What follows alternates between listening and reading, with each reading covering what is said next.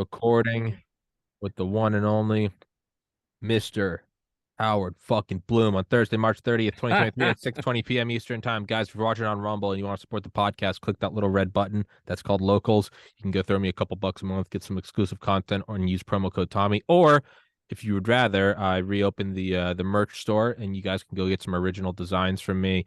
Again, it all goes to funding the podcast, but enough about that. Howard's here. He is very patient as I was late, and but we were just talking about Well, wrestling. and Tommy was very patient as I was late. No, sir. As I told you, this is my show. I own everything. The buck stops here.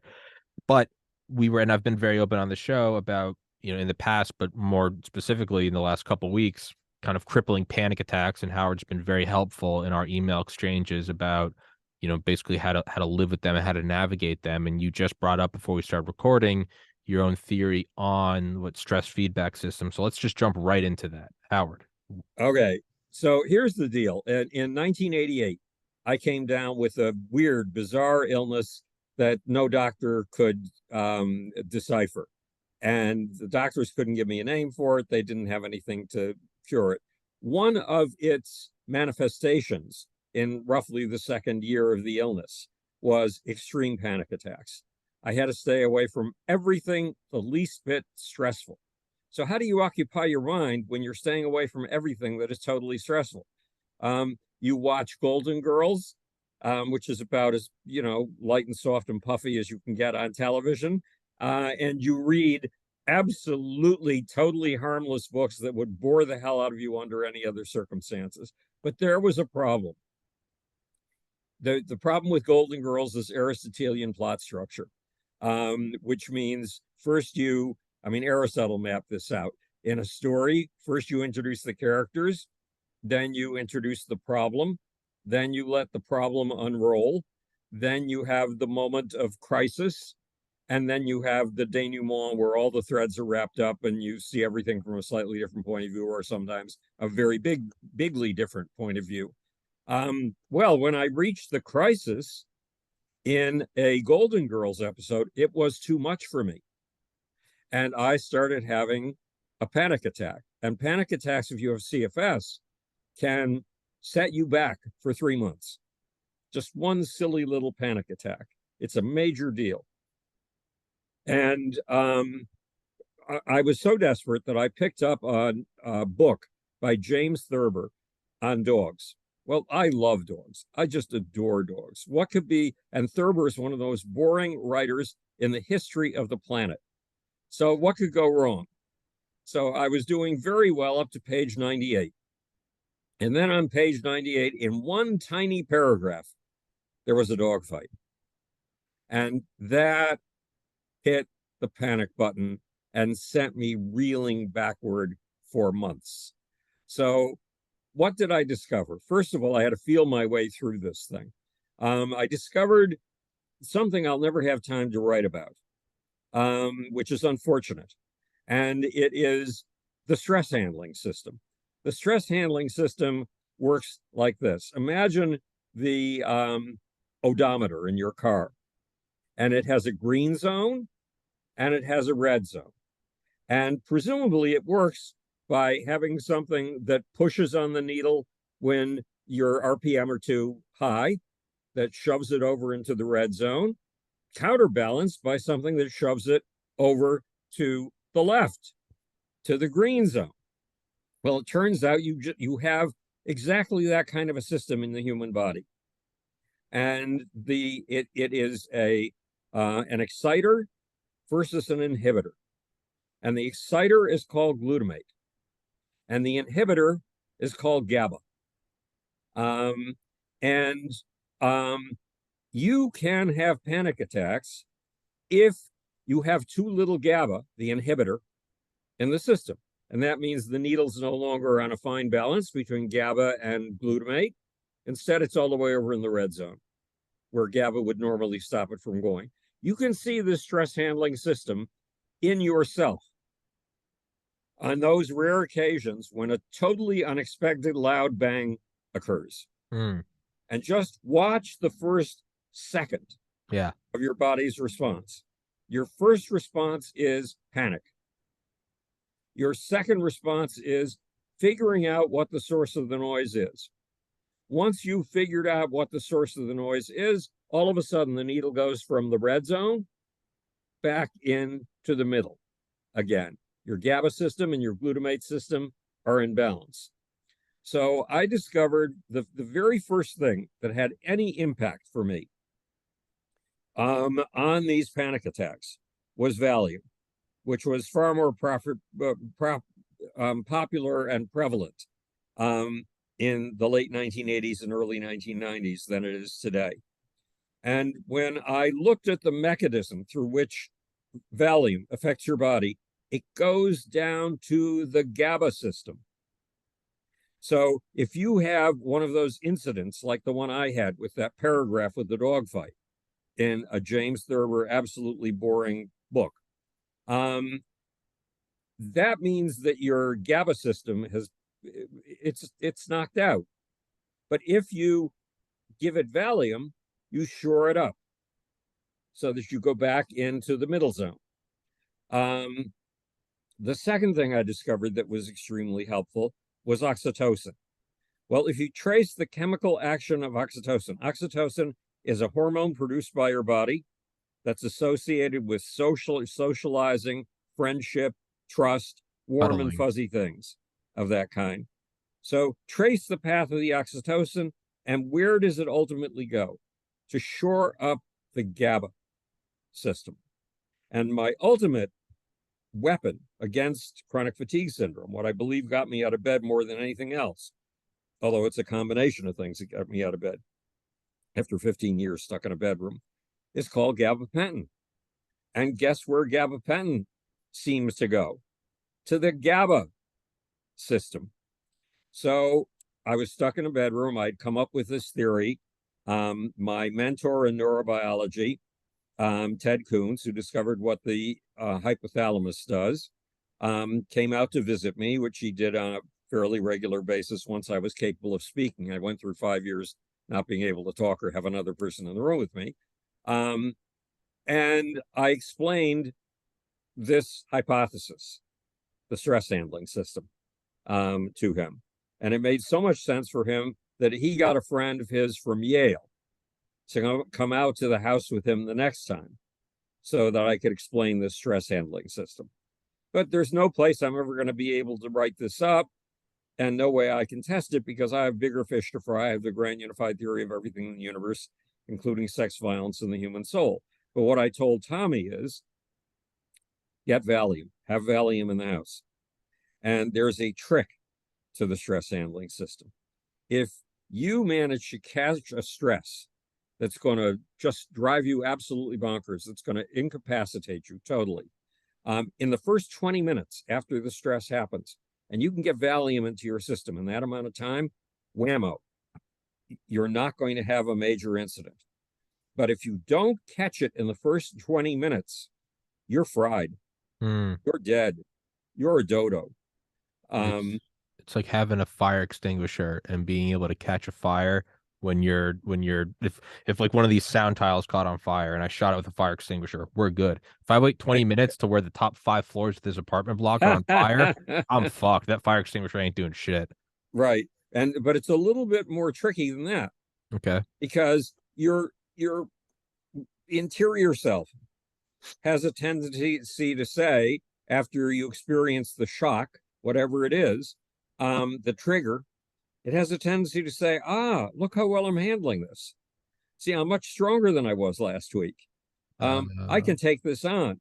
And if you are seduced and deceived by that voice of utter competency, you are screwed. Yeah. You are fried fish. It's why I make my to-do list for tomorrow at the end of the day. Because if I can make a to-do list when I'm tired, then I know I can do it the next day. If you wake up, have a cup of coffee, and make a to-do list, good luck. I'm gonna fucking cure cancer today. No, you're not. There's another thing, because this is another what one of the people in the Howard Bloom Institute calls everyday rituals. Yeah. And I've developed a whole lot of them. You and I have talked about that before, the importance of them, of right. taking it out of the free-floating mental space. Why do you make out your to-do list at the end of the day? Because everything that you need to do is up and around in your head. It's like you're a juggler and you've gotten all these balls up in the air and they're still up in the air, even if you're tired. So you have to write that stuff down then because you are sure that the next morning you will remember it. No, you will have no clue. You will be a blank slate the next morning. And unless you have a to-do list to look at that you compiled the previous night, you're screwed. I do have a little cheat for that, and we've talked about. And I keep a notepad on my phone. I have my I have my it's called what's it called? Not irreplaceable, untouchable, and that's like my daily to-do list. Like I do that every day. And then little other stuff might be call Howard. It might be I got to go get a new license. Those are the balls in the air, and if you're keeping Right. them in the air, that's mental capacity, that's bandwidth that you are not Yes, using to do exactly. other stuff. So what I'll do is I'll put them all down. But there's another trick I have. If I'm doing something where I can't necessarily pick up my phone, and it's normally meditation and or this podcast, what I'll do is so like right next to the computer, I have these two little fiber cloths that I use to like Right. screen. I always keep them folded. And if I really have an important note that comes up during a podcast, I'll pick up one of the fiber cloths and just move it over to the keyboard. And at the end of the show, I'll look at it and my OCD will say, why is that over? Oh, yeah, I got to do this. And then I'll add it to the. So if I'm meditating, I'm very OCD about how clean my room is. If I'm meditating and I have something pop into my head, but I don't want to break the meditation by pulling out my phone, I'll pick up one of my pillows and just throw it. And Right. after that, I get up after the meditation. I'll be like, why is that pillow over there? Right. I gotta call Howard. Whatever it is. So just Right. little things. It's all about take the ball out of the air and keep your mind clean and pure and ready to go, so that you can take on, like you said, bigger fish to fry, higher Right. order things. That's my own little hack. So we were going to discuss, Grand you theory know, of that grand unified theory. well, I go on the radio Wednesday night every week on 545 radio stations. And generally around 6 or 7 o'clock at night, I do this at 106 in the morning. My host, George Norrie, sends me my topic. And my task is twofold. It's to be one of the world's experts on the topic by the time 106 rolls around. And it's to see aspects of the topic no one else sees to surprise you. For example, last night, the topic was the head secretary of the Air Force said about China's rapid buildup. They're tripling the size of their nuclear force by 2035. That basically it was the most disturbing thing that he had seen in his career. And his career, he graduated from West Point in 1971. His Oh wow. career is longer than half a century. And this Chinese nuclear buildup is the most disturbing thing that he's ever seen. So I went to research that. And I got the figures. It's 1,500 nuclear warheads that they're aiming for. America has close to 4,000. Russia has over 5,000. So you'd wonder, well, then why is this such a big deal? It's a big deal for several reasons that nobody else is going to tell you. First of all, there is an axis of evil. It's an alliance that does not announce itself, that stays very quiet. And it includes China, Russia, North Korea, Iran, Syria, Venezuela, Nicaragua, and Cuba. And it's wooing others in Africa and in South America to join it. And in that club, the axis of evil, there are about to be 4 nuclear powers. Russia, China, North Korea, and Iran, which has it has refined uranium up to 90% purity, which is just almost at the level you need for nuclear weapons. And in fact, 90% uranium has in the past been used for nuclear weapons. I think one of the bombs that was let off in Japan was a 90% purified uranium bomb. So that's more than just China's 1,500 nukes that we're confronting. Second, we've been after something called hypersonic technology for a long time, and most of our tests have failed in hypersonic technology. But Russia and China have working hypersonic weapons.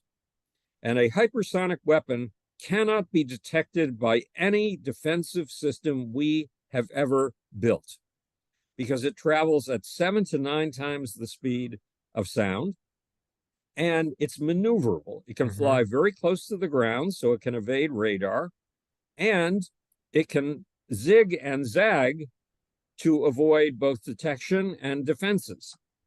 In fact, Vladimir Putin has used several of these hypersonic weapons against Ukraine. Now, imagine hundreds of these. They're designed to carry nuclear warheads. And Vladimir Putin has notified us that if there were a nuclear war, we would be hit not by one nuclear bomb or 3 nuclear bombs. We'd be hit by hundreds, the way that he has unleashed 70 to 100 missiles and drones a day on the Ukraine. And all of this is part of China's vocabulary because they're bosom buddies with Russia. So here's what China could do. Some experts warn of a Chinese nuclear Pearl Harbor. And here's what the Chinese could do. We have 160,000 troops in the Pacific. They're in Guam, the Philippines, Japan, and a bunch of other places. And if China took those out, all of them, we would not respond with a nuclear attack on Chinese cities. Why? Because our cities would still be intact, and we wouldn't want to lose them. So, and China could do this in order to take Taiwan, to neuter us, basically. China would want to do it for another reason. At the end of Xi Jinping's visit with Vladimir Putin, within hours, some extremely important things happened. The two had declared eternal loyalty to each other, and they'd made a great deal about discussing China's 12-point plan for peace in the Ukraine. It was all about peace. Well, if it was all about peace, why did 2 hours later Vladimir Putin launch an airstrike with 70 missiles and drones at the Ukraine? Because it wasn't all about peace.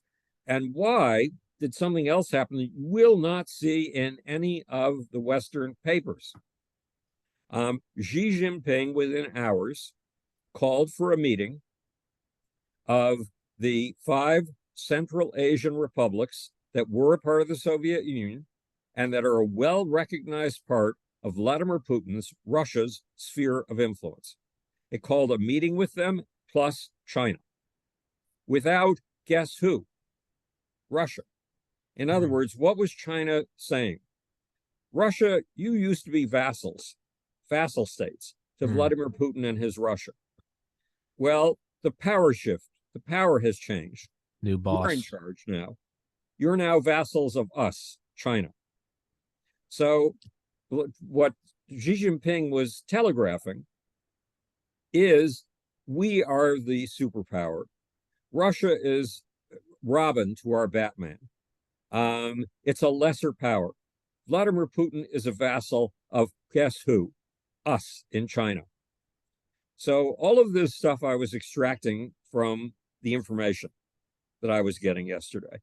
But the big question is, okay, Bloom, you waste about a work day and a half on this process every week. Is it really worth it when you're trying to get out a grand unified theory of everything in the universe, plus including sex, violence, and the human soul, before you croak? And you're about to be 80 in 3 months. So your time is limited. Why should you be wasting your time on this stuff? Well, the Lucifer principle was, in essence, a whole new approach to political science. The existing approaches to political science, from what little I can see, don't work. They have very little to do with political science. But the Lucifer principle said there are 3 basic elements to the trinity of the Lucifer principle. 3 basic elements to political, whatever you want to call it, political science. And those elements are the superorganism, the way that your body is a clump of 100 trillion cells that has an emergent identity that calls itself Tommy Carrigan. The way that the 100 trillion bacteria in your gut are in colonies, each of which has up to 7 trillion cells, which is more cells than all the human beings who've ever existed in just one bacterial megalopolis, all communicating, all processing information, and all helping, for the most part, helping you do things you can't do, like digest.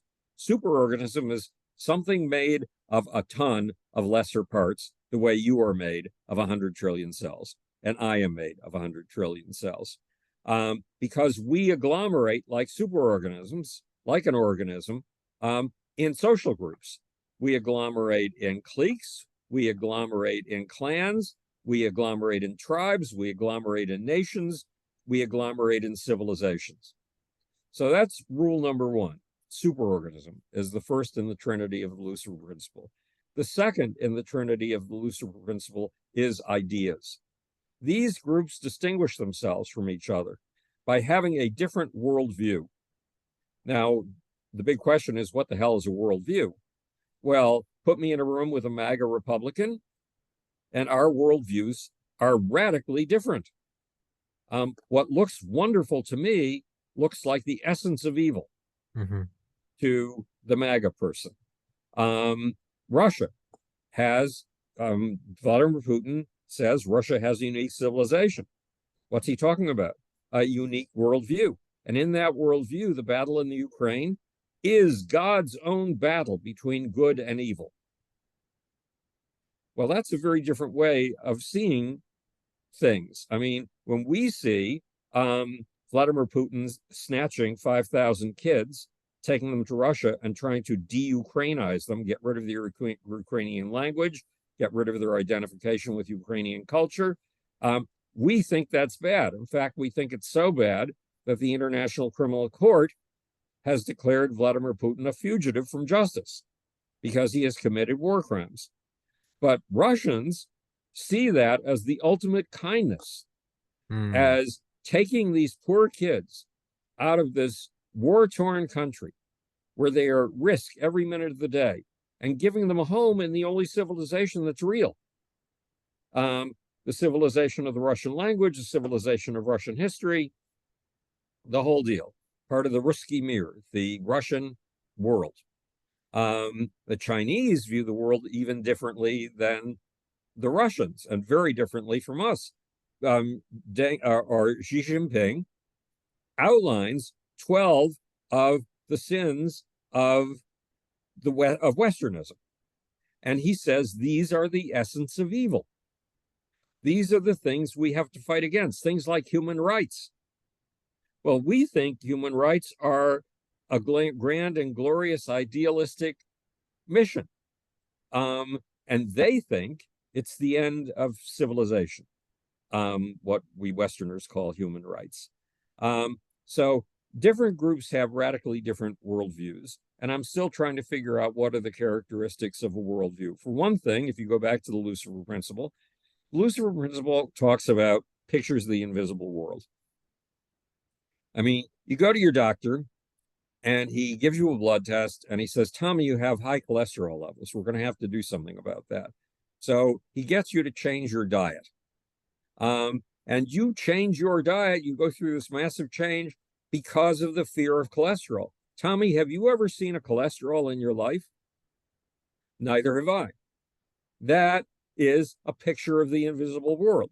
And we accept the doctor's picture of the invisible world because it's made tens of thousands of predictions over the centuries, and those predictions have come true, and it's proven its ability to lengthen human lifespans.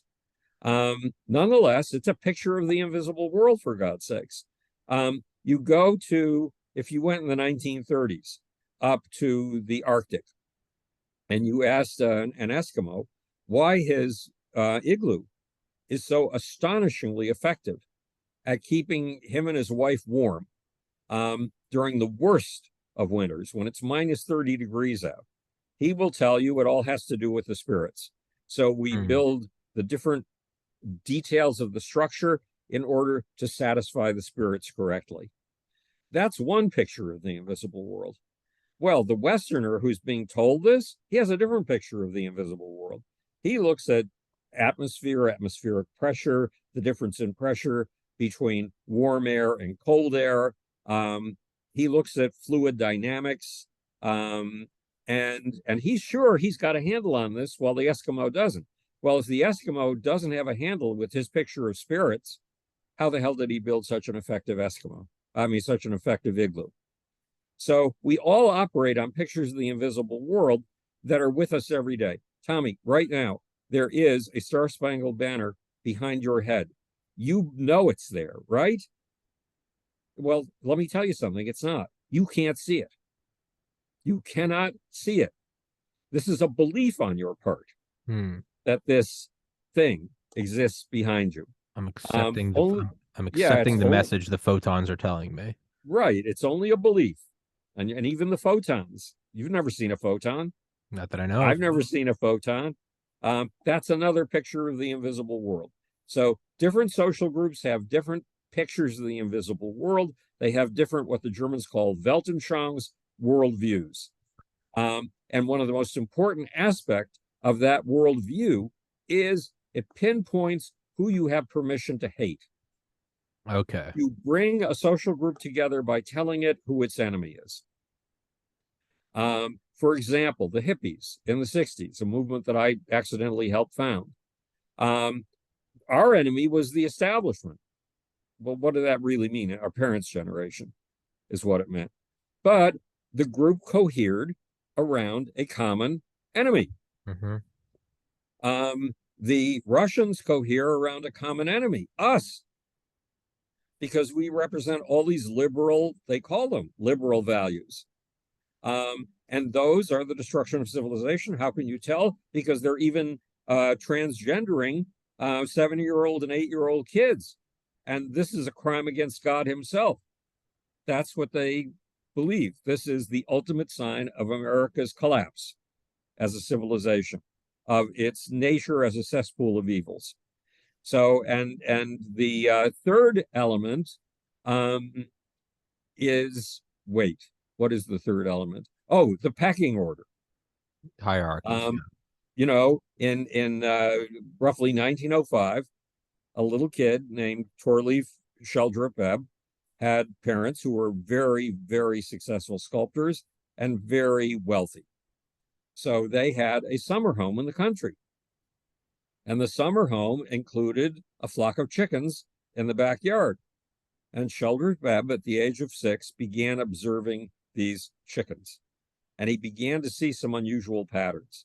And when he was roughly 9, he started keeping a notebook of everything that the chickens did. And what Sheldrup Ebb saw was that when it came time for feeding, chicken number 1 went to the feeding trough. All the other chickens waited. Then she stepped back after filling herself, and chicken number 2 stepped in, and all the chickens waited. Then chicken number 3 stepped in. And this feeding order, who got to eat first, was correlated with something rather vicious. Chicken number 1 could peck any other chicken in the flock. Chicken number 2 could peck any other chicken in the flock with the exception of chicken number 1. Chicken number 3 could peck any chicken in the flock with the exception of chicken number 1 and chicken number 2. And he called this, Sheldrup Ebb called this a dominance hierarchy, and he also called it a peck order. And we've had the term pecking order ever since. I mean, he turned this into his graduate thesis, this work. And it's been tremendously influential in the behavioral and evolutionary sciences. Well, where do we see pecking orders at work? When a clique forms, there's some guy or woman who leads it. He or she has her second in commands or lieutenants. Then there's everybody else. Then there's the runt of the litter, the one chicken that everybody else can peck. The nerd at the bottom of the pile. Then subcultures compete to be number 1. Ultimately, the subculture that can take over the White House and the Congress is the subculture that becomes the eyes and ears of its society, and its worldview becomes the worldview we all have to pay attention to. For example, when Donald Trump was in the White House. And now if he succeeds, you know, people said on January 6th, this is dress rehearsal. This is dress rehearsal for the next one. And they've forgotten they said that, which is horrible because it's true. Donald Trump is looking for a bigger uprising this time. That's why he did his first campaign rally at Ruby Ridge, because Waco, in Waco, yeah, which is near whatever it is. At any rate, it's near the Branch Davidian compound, and weird look. But that's a sacred space to the militia movement, and there are dozens and dozens of militias that are highly trained for war, that have been aching for a civil war, that have been aching for a race war that would allow them to throw blacks out of North America. And those are the people that Donald Trump has been appealing to. And then there's his intermediary, Roger Stone, who connects him with these groups. So yes, Donald Trump is going to go, if he can't get his way, for a much bigger insurrection next time. But it's all based on his MAGA view. Well, his MAGA view of the world is that I am everything that God ever sent to mankind. I alone can fix it. I alone am smart enough to understand how to deal with it. And Donald Trump has been gifted by QAnon with additional layers of saviorhood. That's why Donald Trump was able to say bald-facedly a few weeks ago, I am your redemption. I am. Where did he? He said this in a rally. No, he said it at CPAC. Okay. He said, I am your vengeance. I am your redemption. He said everything, but I am your savior. Okay. He had a bunch of other phrases in there.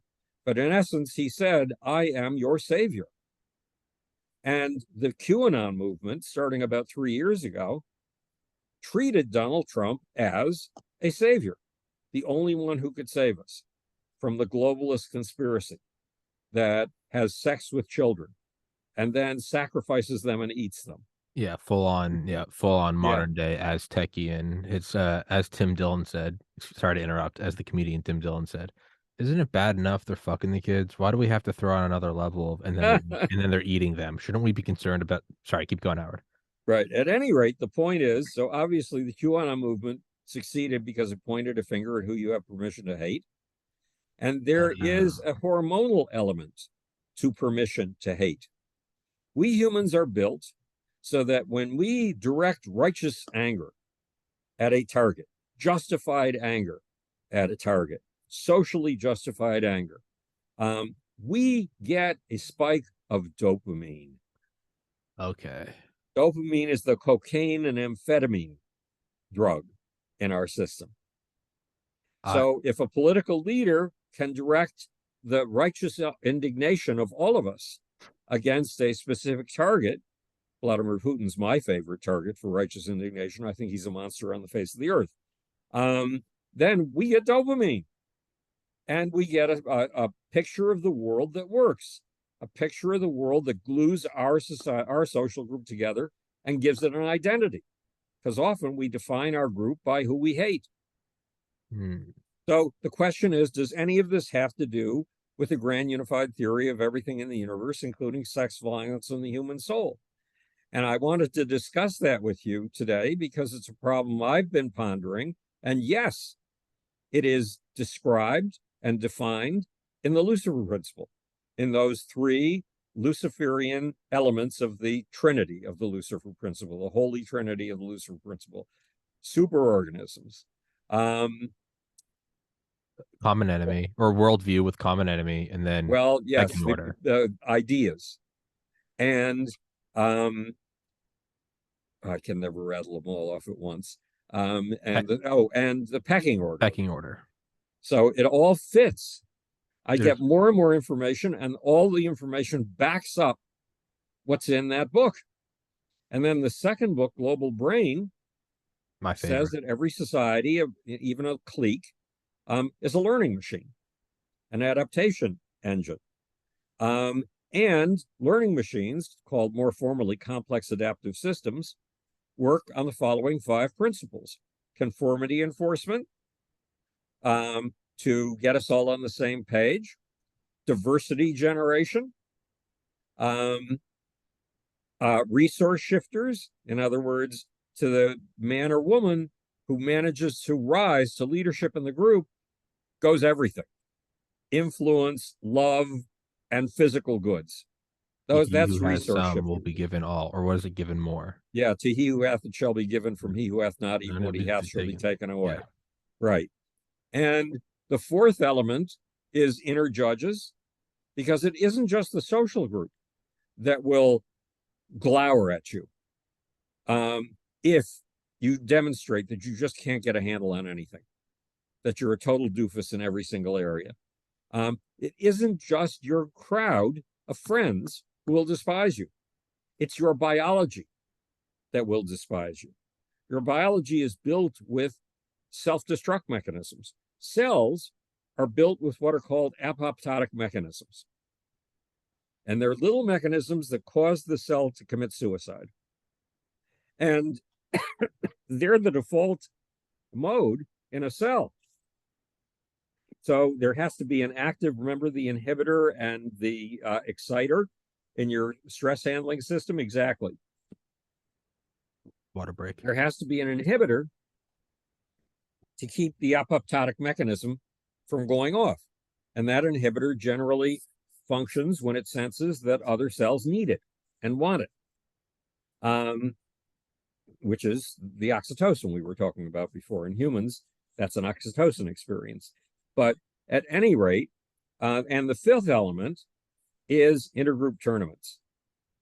So what am I talking about when I'm talking about China, Russia, Iran, the United States, and NATO? Could you repeat the fifth one? The 5th one is intergroup tournaments.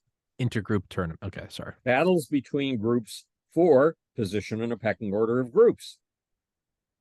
And that's what's going on right now. That's what happened when Xi Jinping went to visit Vladimir Putin, and everybody thought, oh, he's paying homage to Vladimir Putin. No, it was the other way around. He was getting Vladimir Putin to bow to him. That is the pecking order at work. That's the intergroup tournaments at work. China's one group trying to rise in a pecking order. Its immediate pecking order is its allies, the axis of evil. And then there's the global pecking order. And China has talked about taking over as the hegemon, as the leader in a new world order. It started talking about this about 15 years ago. And all of the elements are described in terms of the 5 rules of a complex adaptive system and the holy trinity of the Lucifer principle. So does this work in any way relate to my grand unified theory? Well, Tommy, until we started talking a few minutes ago, I hadn't figured that out, or I had never articulated it before. And yes, it absolutely does fit. So there you have it. That was my question to myself, and that's my answer. In terms of tying in your books, there's also a little hint of the Muhammad Code. Right? Yes, because Ruth Benedict was a very famous anthropologist for a long time in the 1950s and 1960s. And she wrote a book called Patterns of Culture. And in Patterns of Culture, she said, there is a rainbow, basically, of human emotional possibility. And each tribe picks its spot on that rainbow of human emotional possibility and then builds a culture around it. What she didn't say was something that one of the early evolutionary biologists said, which is the founder effect. If you've got a powerful founder who founds a new culture, that new culture tends to be built on his model. And I say his, not because I'm excluding women, but because in nature, women have been, or in history, women have been excluded from this kind of charismatic leadership role. And so in Muhammad's case, Muhammad, he hated humor because when he was a kid, his father died before he was born. His mother died just a few years after he was born. He was an orphan. And I would imagine that as an orphan, he was made fun of a lot. So when there was humor, it was the humor of kids who were in tight with the social group, laughing at him, an outsider. He was grim. He loved killing. He loved, one day, he had, well, 1 month, he had besieged a Jewish suburb because he was initially started in Mecca, which was a trading town. The woman who asked him to marry her when he was 25 and she was 45 was the wealthiest woman in Mecca. Why? She ran the caravan transport, the camel transport operations. And those operations were huge out of Mecca. But eventually, Muhammad became convinced that the Meccans were trying to kill him. So he fled one night. And he fled to a town he felt would accept him because they had listened when he was preaching and when they were visiting Mecca. And it was Medina. Well, guess what? And this is suppressed in most of the Islamic literature. Medina was a Jewish village. So when Muhammad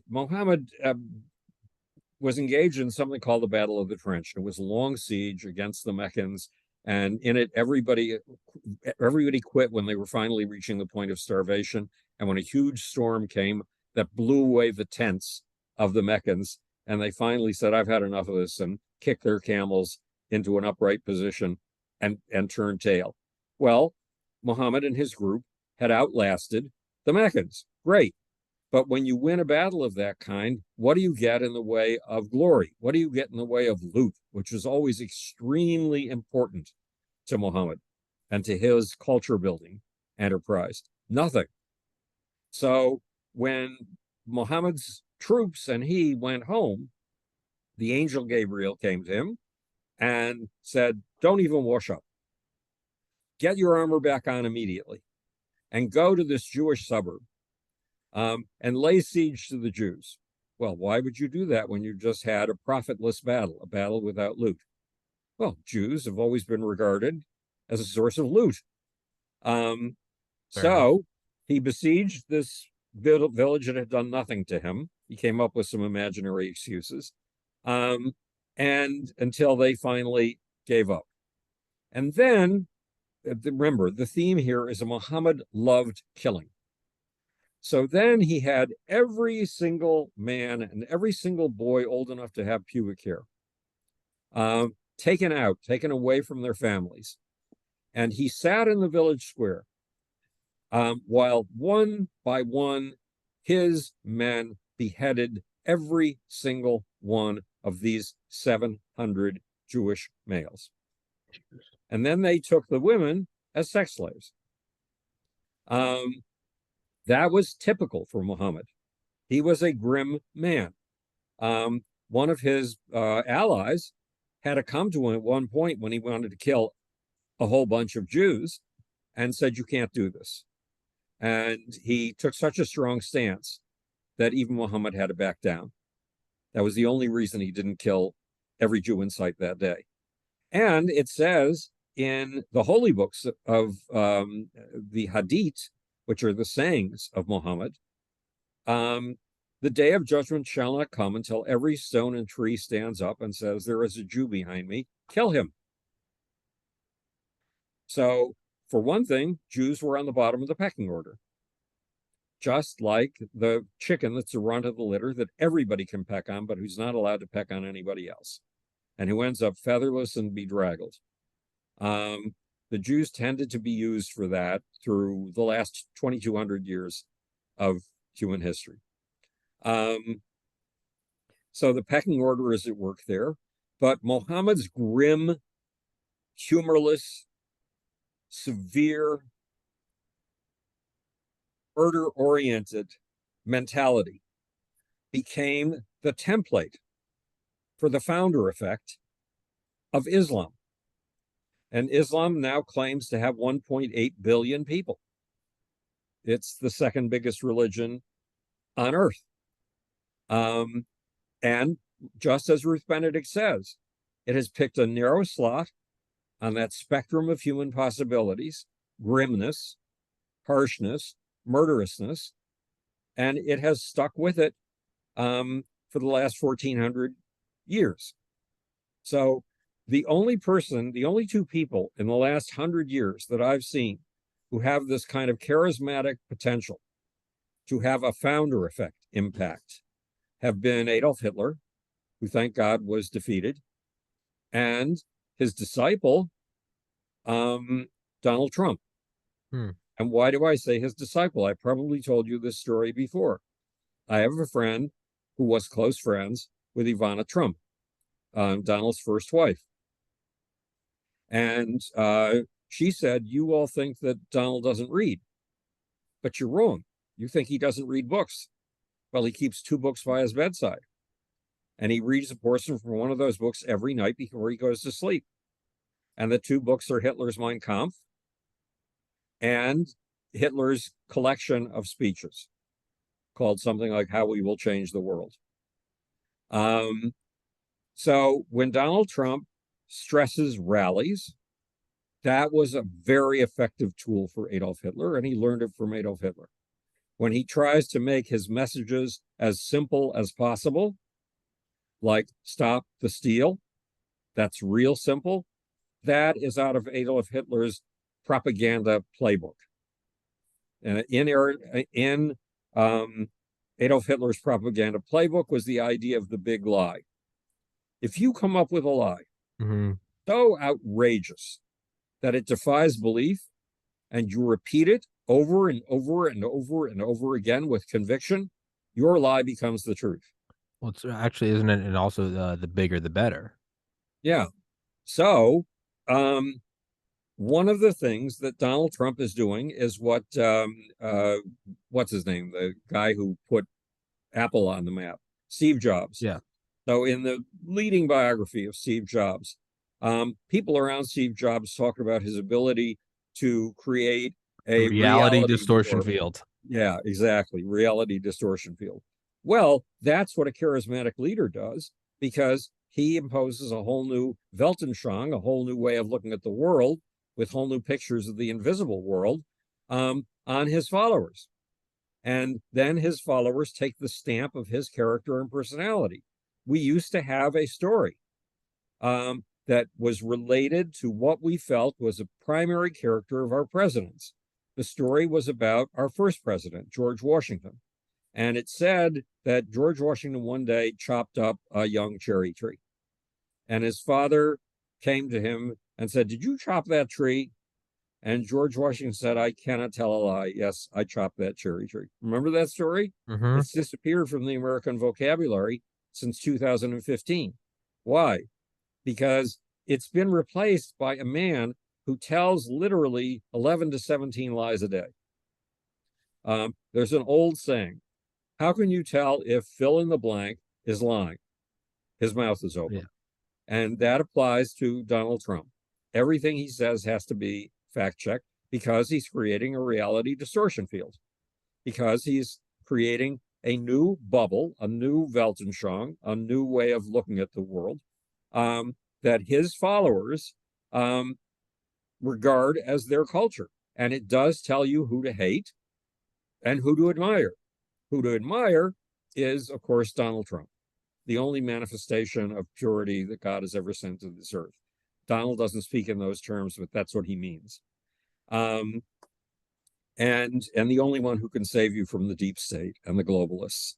And it pinpoints people you can hate: the globalists, the elites, the deep state, the Mexicans.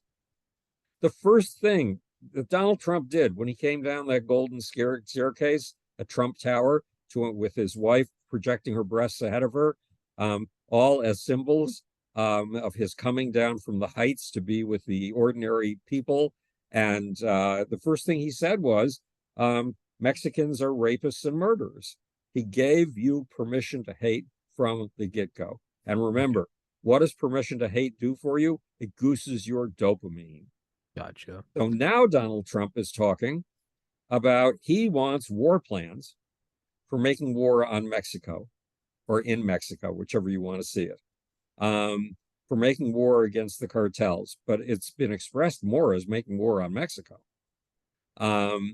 So he's a dangerous piece of filth, and he's got to be stopped from attaining the next presidency because he's going to claim that he won the election, no matter what the vote count is. So, and more people are going to believe him because he's had more time to spread these lies. And as the recent revelations of material from Rupert Murdoch in internal Fox Communications shows, Rupert Murdoch said, after January 6th, we've got to stop talking about this guy. Just unless there's some real piece of hard news, don't talk about him anymore. And on the other hand, the woman who is the CEO of Fox News said about fact-checking one of the bizarre claims that have been made by the Trump group that was totally untrue. She said, basically, our bottom line depends on this. Stop the fact-checking. Oh. Run the lies. So is any of this explained by the principles in the grand unified theory of everything in the universe, including sex, violence, and the human soul? You bet your ass. And I wanted to more of a footnote to earlier in the episode, talking about the Russian kidnapping of and the de-Ukrainization. That doesn't quite roll off the tongue. Because right, this is the Russian mirror. This is the only truth that makes me think again of Muhammad code. Right, it is your duty to convert others. Otherwise, they will be on that roast over the fire, and as it burns your skin off, you will be given skin anew, so that you can feel the same pain through all of eternity. It's your moral and ethical duty to save people from that, right? So again, so basically, that sanctioned righteousness. So you would wonder why I went totally off track and wrote the Muhammad Code, because it's not off track. It's the greatest natural experiment on social formation in the modern world that's available. It's the biggest empire in the history of mankind, 7 times the size of the Roman Empire, 11 times the size of the conquest of Alexander the Great, and 5 times the size of the United States. Hang on, my throat is going. It is what a petri dish is to a lab researcher studying microorganisms. Islam is to me. And does it all work? I mean, do all the principles of the Lucifer principle work, or did I have to discard any? No, I didn't have to discard any of them because it all fit. And nobody knows, for some reason, we do not teach Islamic history. And if we do mention it, we've been cowed. Islamophobe. Yeah. So we are cowed into saying, oh, it was tremendously rich and it gave us algebra and all kinds of things like that. But its real nature? No, we're not allowed to learn that in the West. We're not allowed to talk about it being a death cult that glorifies pedophilia. Right. And to use one of its favorite phrases, we love death more than you love life. And not allowed to say that. Right. But that is one of the things they say. And Islam is a tree that grows on the blood of severed limbs. These are common expressions in the Islamist world. And we have to coexist with them because we're not just up against China and Russia and the axis of evil. We're up against Islam, which we knew 10 or 15 years ago because we were being hit with ISIS attacks. ISIS is going relatively quiet in the West, thank God. But it'll be back. Why? Because this war between Islam and the rest of the world, Muhammad himself started it by planning and commanding 57 military campaigns and personally leading 27 of them. That was the beginning of the world's longest running world war. The war of Islam to do what God demands. God made this world out of a blob of mud. He made you and me out of clots of blood. Surely it is our obligation to follow God's law. And the only source of God's law is the Quran and the Hadith. And yeah, and when you, again, it's that sanctioned dopamine. You go Right. kill these people. It is your duty. Not only are you saving them from the fires of hell for eternity, but you yourself, you're safeguarding your position in a jeweled palace full of virgins. Yes, exactly. You get an express ticket to paradise. Well, the And for only, other yeah, people, the yeah, passing the test to get to paradise or hell is hard. Not for you. not You for go you, baby. straight. Not for you, baby. Yeah, forget this whole world of shitting and sleeping and sunburns and hunger, all these physical ills. You are gonna save your brothers from hell, and you, my friend, are going right to the penthouse. What's there not Right. to love? What's there Right. not to love? And you have selfish or not selfish. You have righteous violence. This is Right. you don't have to think twice. There's no hesitation. You are killing the infidels. Go So for right now, the press is focused on the internecine strife in Israel. it. Mm-hmm. The Israeli right versus the Israeli left about a new so-called reform of the judiciary. But what they're failing to cover is the fact that Ramadan seems to be the season when all of these jihadist impulses come to the surface and are allowed to come to the surface. Ramadan Bombathon. Right. It is it's the season of jihad, holy war. And don't let anybody fool you telling you that jihad is an internal struggle. It may be that, but that's minor.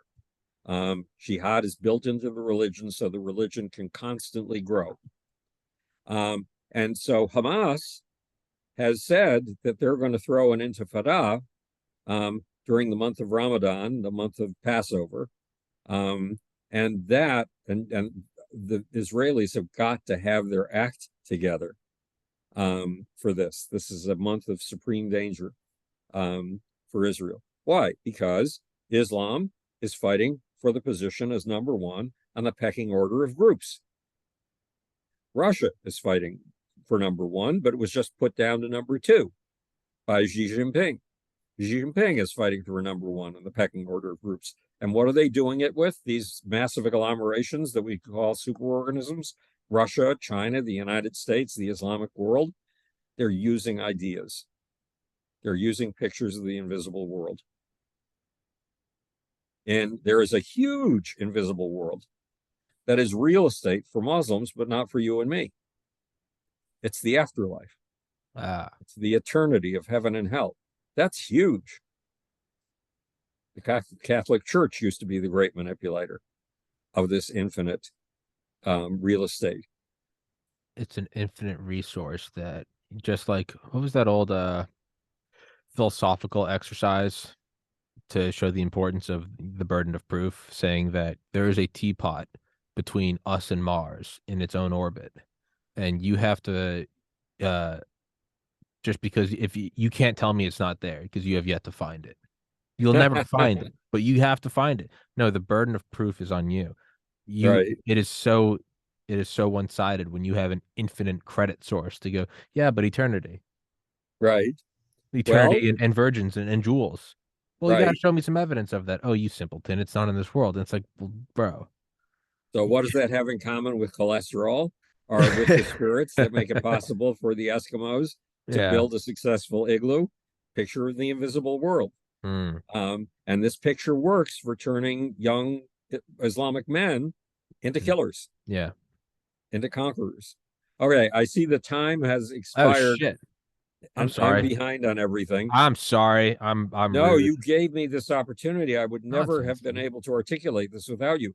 Can you send me a copy of today's I'll send you. I'll video? email to you right now. Okay, terrific. Howard. Tommy, it is wonderful to see you. We'll do another one. Yes, We'll pick sir. another challenging topic. Yes, sir. Howard, Okay, I always love talking to you, man. It's a mental workout, and I wouldn't miss these for the world. I genuinely, from the bottom of my heart, enjoy talking to you, and I love you, and I appreciate the advice and wisdom you have bestowed upon me. But enough of this ass kissing. I'll send you a link to this. We'll schedule another one. Till next time, man. Okay, send me the MP4 itself. Okay, I don't know if I'll be able to do that. I don't know if I can email that. If it's, I No, you can can do it. Wait, I have give a like Dropbox Hightail. or a Google Drive or something. Yeah, I have a Hightail account that lets me do this, but it's me that the Hightail account is attached to.